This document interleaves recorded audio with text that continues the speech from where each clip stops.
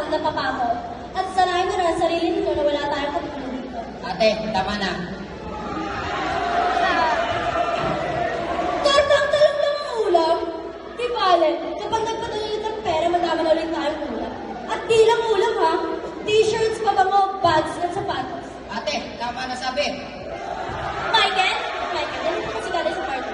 Sige na, anak, lalo na sa kuya. Wala ka na sa kwarto, anak. Sige na, pasok na. Sige na. Pwede ba? Tigilan mo nga pagtawag sa kanilang anak. Mamiss pa ni dati, mawawala ka rin naman. Ikaw lang naman hindi kumikilala sa akin eh. Pose? Isa, dalawa, tatlo, apat, lima. 6 na linggo. Tingnan natin kung si Tita Lord ulit maging nanay niya. Ano ba talaga gusto mo, Carla, ha? Hindi ba ito ang gusto mo? Pinagtutulakan mo kung umalis? Oo! At sana, huwag ka lang tumalik. Bastos ka talaga eh, no? Ano, lalayas na naman? Ha? Lalayas na naman? Sige, lumayas ka! Layas! Lumayas ka na dito! Layas! Lumayas ka dito. Layas ako! Sige, lumayas ka! Magbuka-buka sa pisyo mo! Sige! Tingnan ko lang kung respetuhin ka pa ng anak mo kapag nasila ng ulam nyo! Alam mo, nagpapasalamat ako sa Diyos at hindi sinilungan tulong bata na galing sa babae na nilusakit mga tulad mo. Kung magkakaanak man ako, sisiguraduhin ko magkasama kami sa hirap at ginhawa. At mas lalong hindi ko siya ipagpapalit dahil lang sa pera. Mukha mo! Mukha mo! Ikaw ang pamilya sa buhay mo! Mas kung kaya mo sa akin, dinayo ko rin sa'yo! Sana hindi na lang ako naging ina mo. At sana di na rin kita naging anak. Ngayon, kung iniisip mo na sana di mo ako pinili maging ina mo, sana iniisip mo rin na hindi ito ang pinili kong buhay para sa inyo. Sana iniisip mo rin ang tinis ko magpalayo sa inyo para lang mabigyan kayo magandang buhay.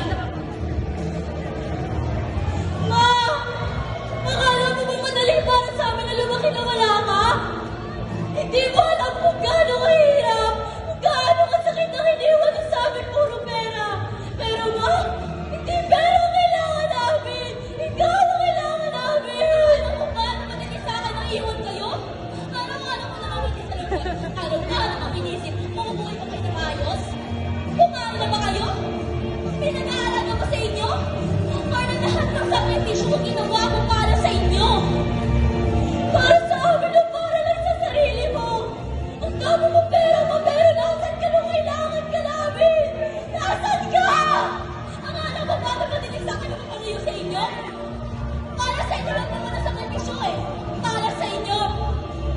Hindi mo ako naiintindihan. Hindi ko hinigil lahat ng yun. Kayo may gusto na hindi ako.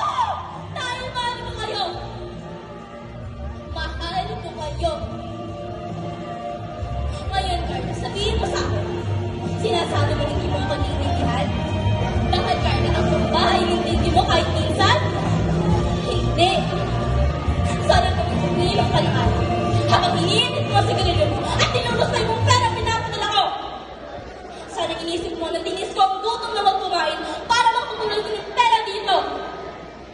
Sana inisip mo na tinis ko ang palayo sa inyo para na mabigyan ko kayo ng magandang buhay. At masakit yun! Hindi mo ako kailangan respetuhin bilang nanay mo. Sana respetuhin mo ko bilang isang tao. Yun lang naman, Carla. Yun lang.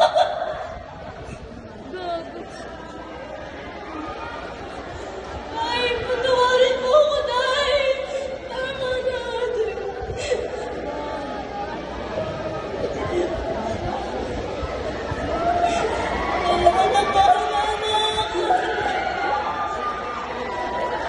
Ay, patawarin mo ako. Kasalanan ko lahat na ngayon. Okay na rin naman. Mahal ko kayo. Patawarin niyo na ako.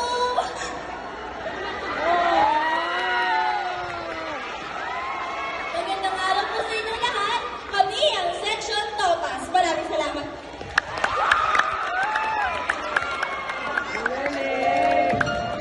Talaga naman. Makagamgam damdamin talaga ang mga atake ng mga batang aray.